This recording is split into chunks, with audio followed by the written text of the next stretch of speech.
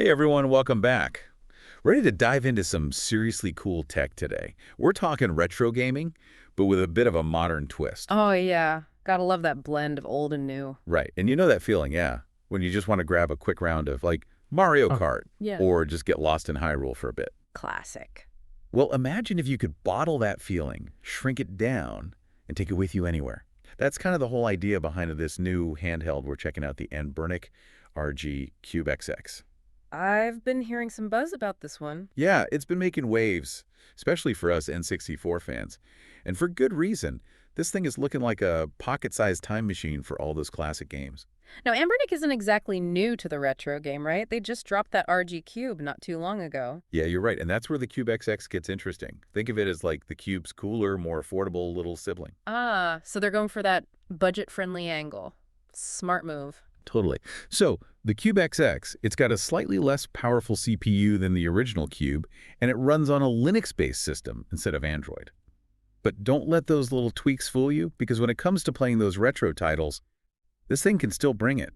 It's actually kind of wild when you think about the whole emulation side of things, like recreating one system on another. That's some seriously techy stuff, especially when you're talking about something as, shall we say, unique as the Nintendo 64. Oh, tell me about it. The N64, that thing was notorious, wasn't It really was. You see, back then, everyone was making the jump to CDs, but Nintendo, they stuck with cartridges for the N64, made it a beast for it? developers. And a beast to emulate, I'm guessing. Bingo. Even now, those quirks that made the N64 special, they make it super tricky to emulate well. So finding a device that can handle N64 games without, like, melting down, Yeah. that's going to be a big deal for retro fans. Huge deal. And that's where this CubeXX is stepping in, aiming to scratch that itch. Yeah, and not just scratch it, but, like, really dig in. Imagine, right, playing Ocarina of Time, GoldenEye, heck, maybe even some Mario Party with friends, all on something you can just slip in your pocket. The nostalgia is strong with this one. Don't talk about a nostalgia overload. But it's not all about reliving the glory days, right? Yeah. The fact that companies like Anbernic are putting out these powerful, affordable emulation devices, it feels like retro gaming is having a real moment. It really does. There's something about those classic games, you know? Huh. They just hit different. You really do. Okay, so we've talked a lot about the N64, which is obviously a huge selling point for this thing. But the CubeXX, it doesn't stop there. This thing is packing some serious retro firepower. We're talking PlayStation 1, Dreamcast, even Sega Saturn and DOS. It's like a history of gaming, Wow. all wrapped up in this little Oh, handheld. we're not messing around, are they? That's a serious library right there. Not even a little bit. Yeah. Okay, so we've established this thing's a beast when it comes to the games it can handle. But what about the CubeXX itself? What's it like, holding it, playing it? So picture this. It's your lunch break, right? You're grabbing a coffee and you whip out this sleek little device. Fits right there in your hand. That's the CubeXX. Got that kind of retro vibe, but modernized. And the screen, 3.95 inches. Might not sound huge. I was wondering about the screen size, Yeah, but it's actually a good sweet spot for a handheld, you know? You want it big enough to see what you're doing. Right, you gotta have that balance between size and portability. Exactly. And they've definitely put some thought into it. One thing I noticed, they went with a 1.1 aspect ratio for the screen. Okay, now for those of us who aren't like screen resolution experts, what does that actually mean for someone gaming on this thing?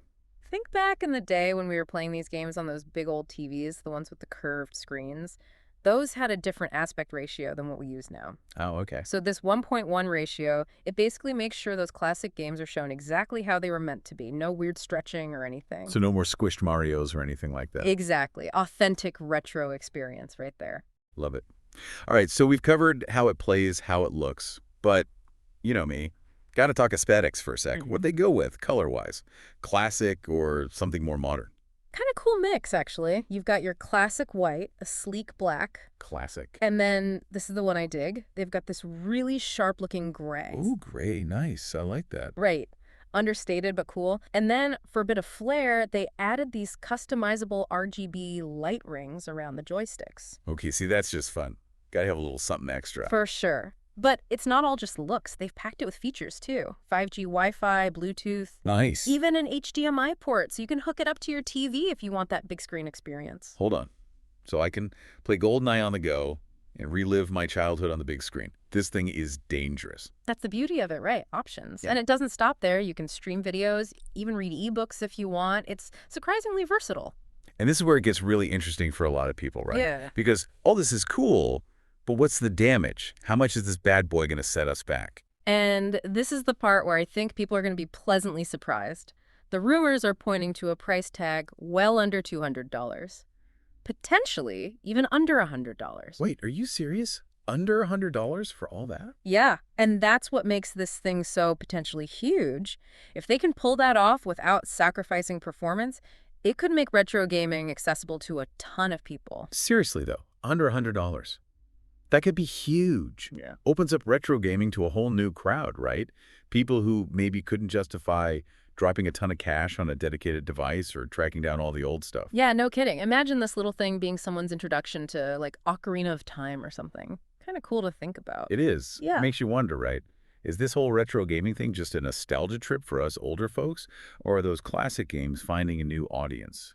What do you think? It's a good question. Maybe a little of both. I mean, there's definitely that nostalgia factor for those of us who grew up with it. But honestly, a lot of those games, they just hold up. They really do.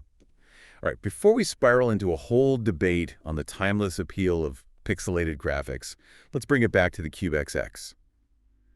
For someone listening who's thinking, okay, I need some N64 action in my life, what are the key takeaways here? All right, so number one, it sounds like Anbernic's figured out how to do N64 emulation right.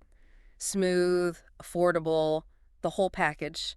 And they didn't stop there, did they? This thing plays games from, like, a zillion different consoles. It's crazy. It's a retro dream, that's for sure. And, we got to give them props for the design, too. Sleek, modern, a little bit customizable. They nailed it. For sure, they did a good job. And then there's that price tag. Like, if the rumors are true, they might just change the game, so to speak. I think they might, yeah. It's going to be interesting to see what happens. I'm calling it now, this little device. It's more than just a cool gadget. It's like a love letter to classic gaming. I like that. A love letter. Well, that about wraps things up for today's deep dive. If you're feeling that itch to dust off those old cartridges or maybe discover some new, old favorites, keep an eye out for the Anbernic RG CubeXX. It's going to be good. Until next time, everyone, happy gaming.